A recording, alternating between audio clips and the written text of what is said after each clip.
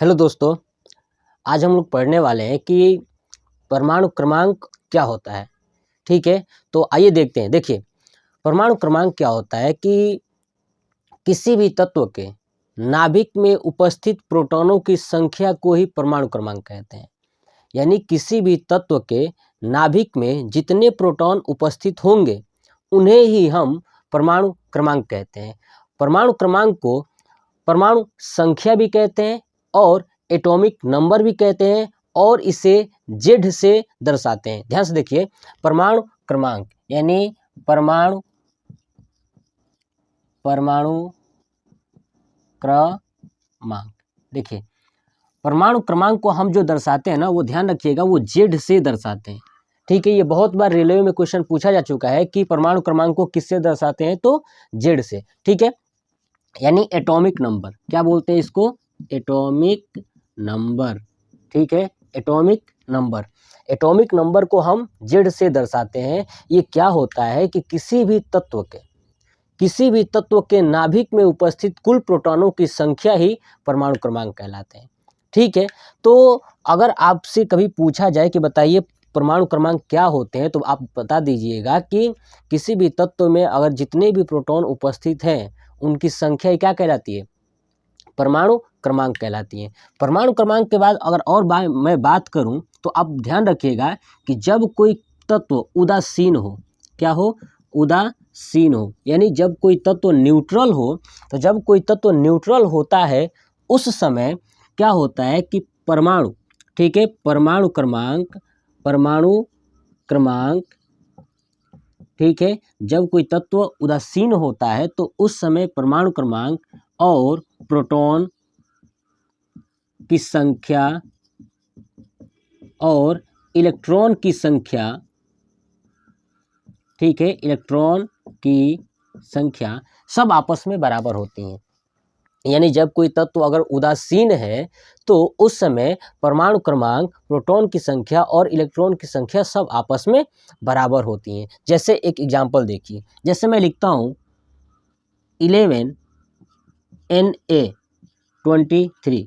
हमें पता है कि जो 11 होता है वो है सोडियम का। ठीक है, देखिए, तो जो नीचे वाला है ना, ये 11, यही होता है परमाणु क्रमांक। यही क्या होता है, परमाणु क्रमांक। ये क्या है, परमाणु क्रमांक।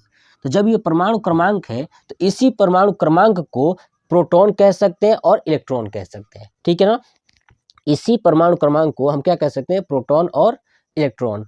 लेकिन मैंने एक शब्द जोड़ा हुआ है कि अगर ये उदासीन रहेगा तब। उदासीन का मतलब क्या होता है कि अगर मैंने सोडियम को लिखा और सोडियम पे प्लस या नेगेटिव कोई चार्ज लिख दिया तो उस समय वो उदासीन नहीं रहेगा। उदासीन का मतलब कि जिस पे न पॉजिटिव हो और न ही निगेटिव हो। तो ऐसे तत्व जो होते हैं ना, सब उदासीन होते हैं। जैसे मान लीजिए कि मैं यहाँ पे लिख दूँ Na+, ठीक है, Na+। अब Na+ का मतलब क्या हुआ कि हमें पता है कि सोडियम का कितना होता है, 11। कितना होता है परमाणु क्रमांक, 11। लेकिन इसके ऊपर एक प्लस लिखा गया है, इसका मतलब होता है कि ये उदासीन नहीं है। अगर ये उदासीन नहीं है, इसका मतलब कि इसमें क्या होगी कि प्रोटॉन की संख्या तो बराबर होगी लेकिन इलेक्ट्रॉन की संख्या बराबर नहीं होगी। आप ध्यान रखिएगा कि अगर कोई संख्या उदासीन है, अगर कोई तत्व उदासीन है तो उसमें प्रोटॉन और इलेक्ट्रॉन की संख्या बराबर होती है, लेकिन अगर वह उदासीन नहीं है तो इलेक्ट्रॉन की संख्या प्रोटॉन के बराबर नहीं होंगी। तो कितनी होंगी, चलिए देखते हैं।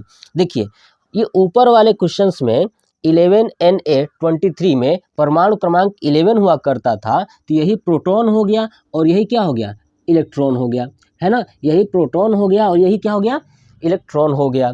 लेकिन अगर यहाँ पे Na+ है तो प्लस का मतलब कि यह उदासीन नहीं है, इस पे एक धनावेश कण है। और धनावेश कण का मतलब क्या होता है कि कोई तत्व अपने में से, कोई तत्व जितना उसके पास खुद का तत्व है उसमें से कुछ तत्व डोनेट कर देता है, यानी दान कर देता है।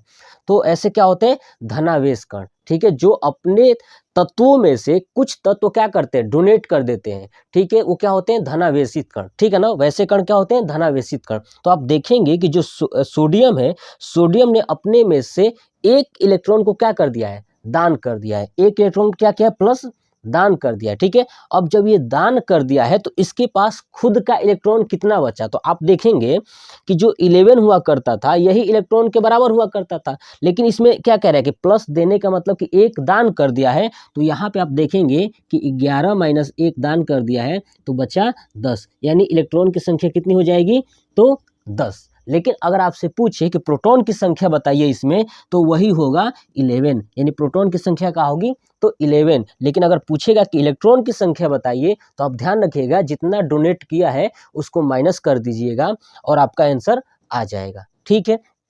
तो ये था हमारा परमाणु क्रमांक। अब मुझे लगता है कि आप लोग परमाणु क्रमांक निकालना सीख गए होंगे। चलिए मैं आपसे 2-4 टेस्ट लेता हूँ। ध्यान से देखिए परमाणु क्रमांक, ठीक है। परमाणु क्रमांक अब मैं निकालना देता हूँ, बताता हूँ, ध्यान से देखिएगा।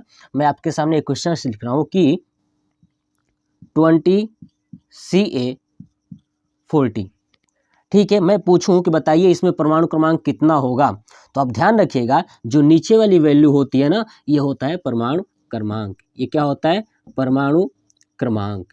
ये क्या होता है, तो परमाणु क्रमांक यानी Z, ठीक है।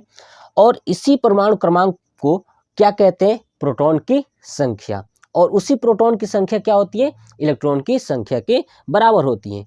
कब, जब यह उदासीन होगा तब। क्योंकि देखिए आप इस पे क्या कोई मैंने चार्ज लिखा है पॉजिटिव या निगेटिव, नहीं ना। तो इसका मतलब कि परमाणु क्रमांक ही प्रोटॉन की संख्या और इलेक्ट्रॉन की संख्या के क्या होंगी, बराबर होंगे। यानी Z बराबर P बराबर E, ठीक है। तो ये क्या हो गया हमारा परमाणु क्रमांक। तो आप लोग सीख चुके होंगे कि परमाणु क्रमांक हम किसी भी संख्या का या किसी भी तत्व का परमाणु क्रमांक हम कैसे निकाल सकते हैं। चलिए